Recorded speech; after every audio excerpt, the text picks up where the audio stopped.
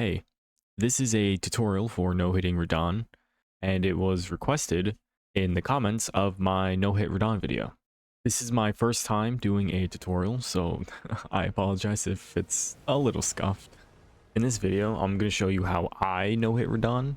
If at any point I roll a certain way or do a certain action that you don't feel comfortable with, just don't do it. Just roll or punish however you feel is more natural to you. You don't have to follow everything I do down to a T. It's more of a suggestion than anything. My weapon of choice is the Ancient Meteoric Greatsword. It is a colossal weapon, so any punishes that I do in this video, you should be able to do with literally any other weapon in the game. But the reason I pick this sword out of, well, I just really like the way it looks.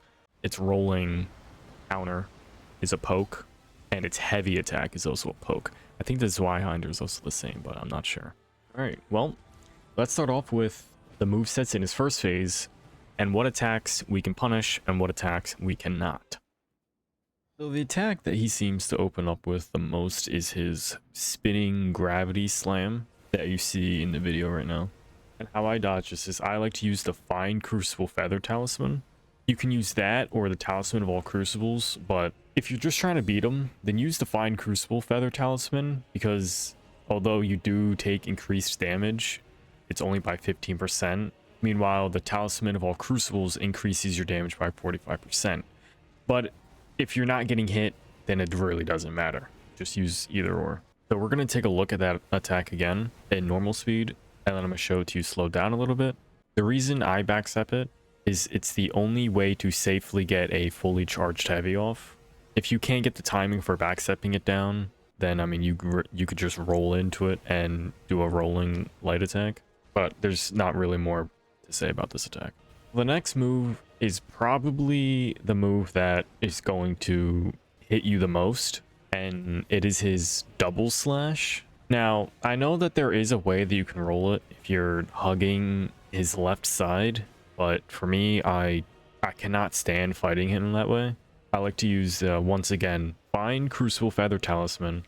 Almost like as soon as he lifts up his arm and swings, you backstep and you roll into it, and then obviously you roll his next attack.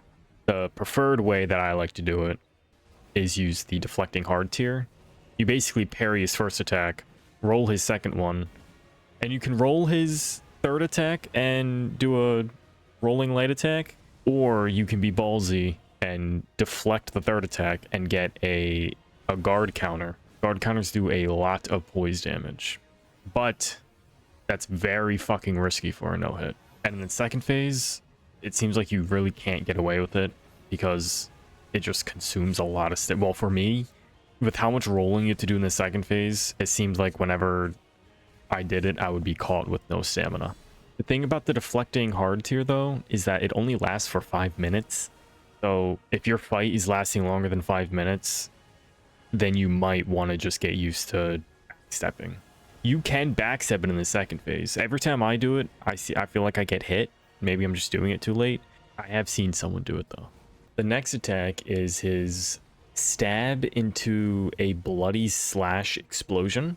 Now, what you want to do is just roll into him to his left on the stab and kind of just strafe to his side away from him a little bit, as you see me doing. I'm pretty sure you have to run. You can't walk because the explosion will hit you if you just walk.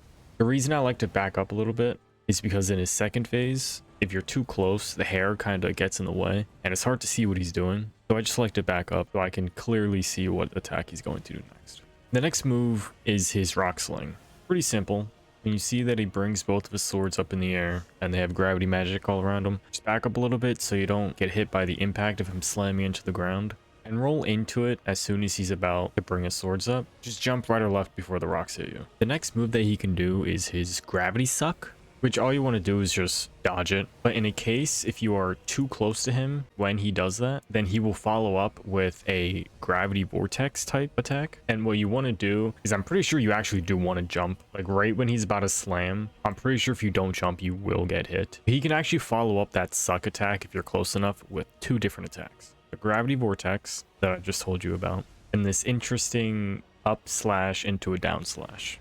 And with this move, what I do is I dodge right and then I dodge left, and then I just follow up with a rolling light attack. This next attack is a move right out of Berserk, is jumping down slam. This one's a little tricky because if you're far enough away from him, he'll follow up with another one. Sometimes he's not very consistent. Sometimes when I feel like he's far enough to do another one, he'll only do one. But what I like to do for this attack is I just backstep and get a charge heavy off. This next move he does, which is kind of a fast X slash, comes out pretty quick. So just be ready to dodge it. That's all there is about that one.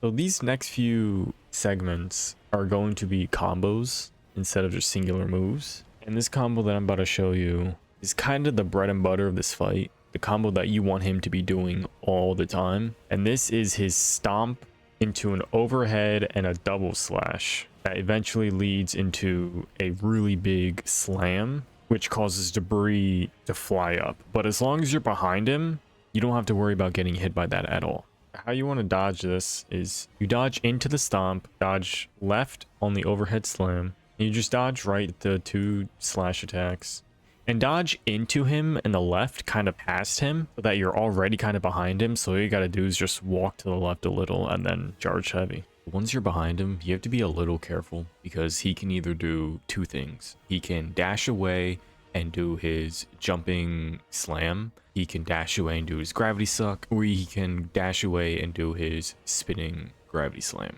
Or he can straight up just turn around and hit you with a quick ass double slash, or he can just do the exact same combo again. It's really just kind of RNG and positioning. I feel as being directly behind him, he usually does the dash away, the follow up into the jumping slam. And that's really good because that's free two heavies right there. The next move's just a fast little 3-hit combo. But the annoying thing is that it's not safe to punish off of it because he can recover from it so quick. And it's also annoying because it has the possibility to start the exact same way as the other combo that we just talked about. Because it starts with an overhead slam and he does two quick slashes. And how I like to roll it, I always like to roll left over the overhead slams. I just feel more comfortable doing it that way. And for his double slashes, you just want to dodge right for both of them. You want to stay close to him pretty well, because in the second phase, if you're not close to him, you're going to get hit by his light pillars. This next move starts off with a very quick left slash, followed up by a delayed swing with both of his swords. And once again, in his second phase, you want to stay close. Just the rule of thumb in his second phase is you want to be close to him almost at all times, either dodging into him or who's left or right. Most of the time, I like to dodge in the opposite direction of he's swinging, just so you're out of that hitbox faster. Because many times have I dodged to his left on this attack, I was killed by the lingering hitbox of his swords. So this next move is pretty interesting. It can start two different ways, and he can also do an additional attack at the end that he will sometimes follow up with and sometimes not. But this attack starts with a very fast left slash into a right slash, and then he'll do a twirl with both of his swords, and he'll continue into a down slash with both of his swords. Now, here's where the attack can either end, or it'll continue, where he'll lift up his swords and do another down slash at you. Now, if he ends at that first down slash, then you can punish. If he does do that second down slash, then just follow it up with a rolling light. And in the second phase, this attack is kind of hectic. What I like to do in this attack is I just like to dodge the way that he's swinging. But you have to be really tight with your dodging. You have to stay close to him. So with the second start to this attack, it seems like the reason he does this attack compared to the other one is the distance you are. It seems like this start is more of a gap closing attack. And for that reason, I actually couldn't get any clips of him doing this in his second phase. And that's probably because I try to be as close as possible to him. But this attack, he just swipes twice and then he does his twirl. That leads into a down slash. It has the possibility to be followed up with another down slash. But yeah, that's that attack. And although I've been showing some of the second phase, even though I said at the beginning, I said we were going to focus on the first phase, a lot of the attacks in his second phase are just the same as the first phase, just a little flashier.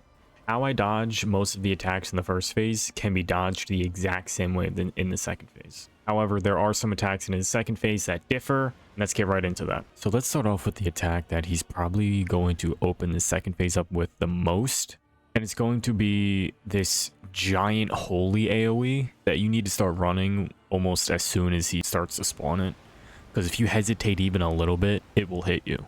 The AoE is gigantic, but you can always tell when he's about to do it when he extends his swords out and he starts ascending. So you need to be careful, because even after the explosion, if you look on the ground, there will be these little light pillars that are still coming down. What I like to do after this is kind of walk towards him to the right a little. I try to get in that sweet spot of distance that he'll follow up with the spinning gravity slam. He doesn't always follow up with that though. He can follow up with a multitude of attacks. You just kind of have to be vigilant and ready for whatever he follows up with next. This next attack, he throws a holy disc at you, but depending on how far you are from him, he can follow up with 3 different attacks. The one that you're seeing now is if you're close to him, he'll throw the disc. I like to dodge into it, so I'm out of the hitbox faster. He'll follow up with 1 quick slash that you can punish.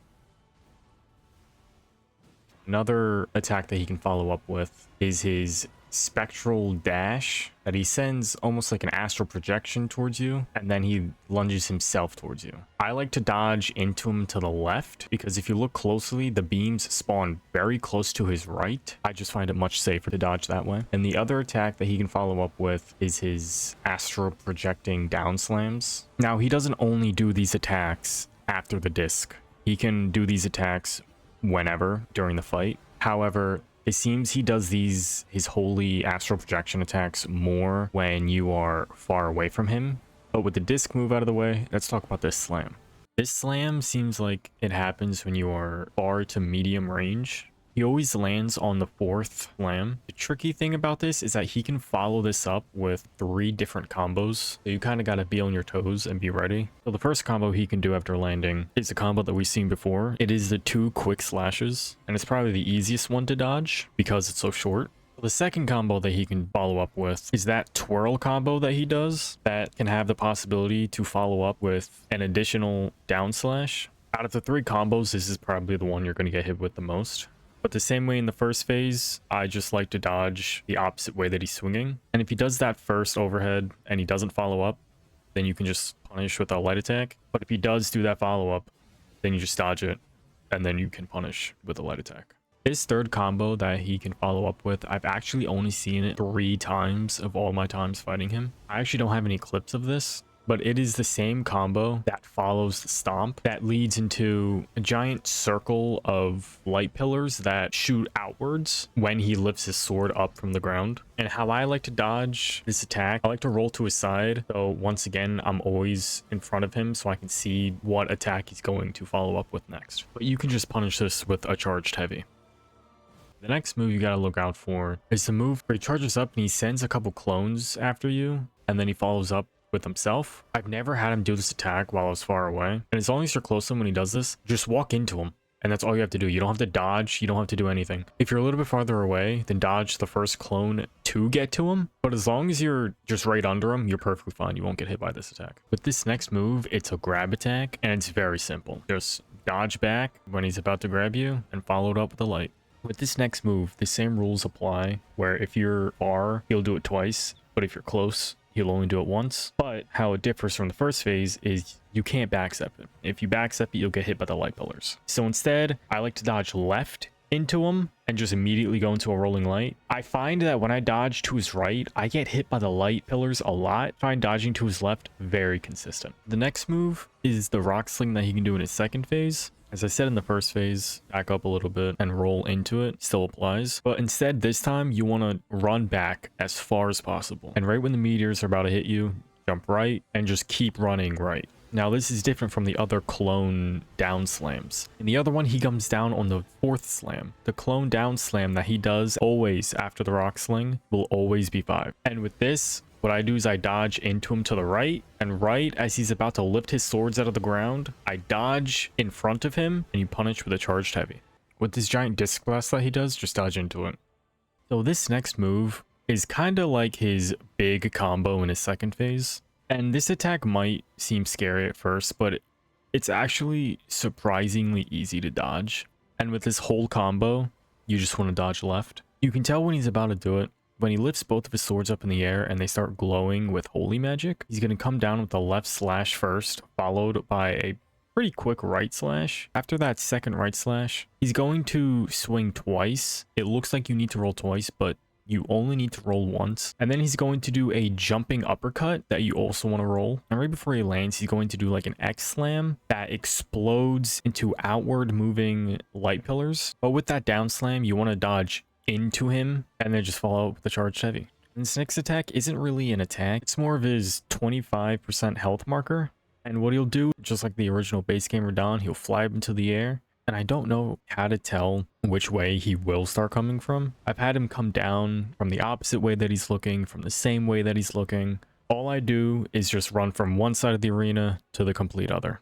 And the slam has a very big AoE. But since you're so far away from him, he'll usually follow up with some sort of holy attack. Either it be his clone dash or his flying clone slam. For me, he usually 90% of the time opens up with the giant holy AoE, which once I'm out of it, I kind of just sit and wait for what he does in hopes that he does the gravity attack, which he does here, because that spinning gravity slam is just a free heavy.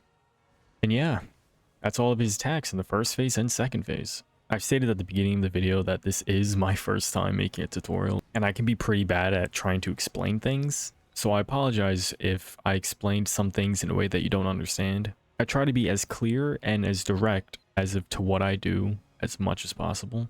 I hope that this video helps at least one person. Then I've done my job.